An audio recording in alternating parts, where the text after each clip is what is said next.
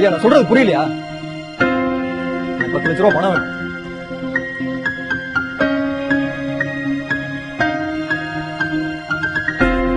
எனக்காக நீ எவ்வளவு விஷயங்களை செஞ்சிருக்க.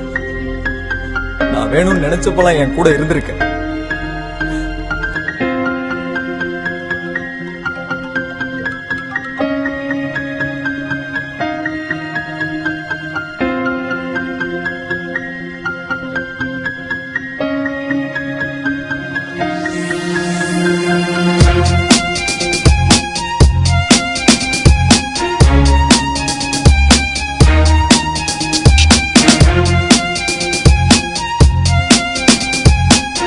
பட் நீங்க இங்க பேசியாவும் நீங்க என்ன சொல்றீங்க?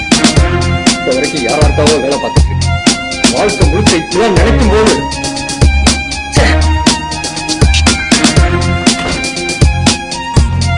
சிறப்பு கூட இந்த ஊர்ல கோயில் கட்டி போடுவாங்க.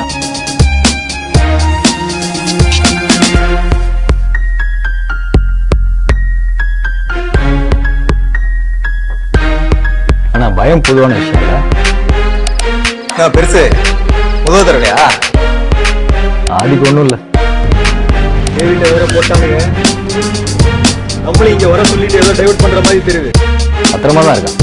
டேய் என்கிட்ட சொன்னேன்ல, அது அவர்கிட்ட அப்படியே சொல்லு. இந்த அருமாக்க ஆறுமுகத்துக்கு பேட்டையிலையும் சோறு பேப்பர்லயும் சோறு ஹோட்டலுக்கு போனா தூக்கி அடிச்சுட மாட்டேங்க. உண்மையான ரசியம் இருந்தா அவனுக்கு அருமை புரியும். கேட்கறல என்னாச்சு? ஜாலியாவே இருப்பான். எனக்கு உங்க நிலைமை புரியுது மிஸ்டர் அறிவானந்தன். ஆமா, இதுக்காக இப்படி அலையறானுங்க? நான் 2 நிமிஷத்துல இந்த நம்பருக்கு கால் பண்ணேன். காசு வந்துச்சுன்னா ஆதிய வீட்டுல விட்டு நீ போயிரு.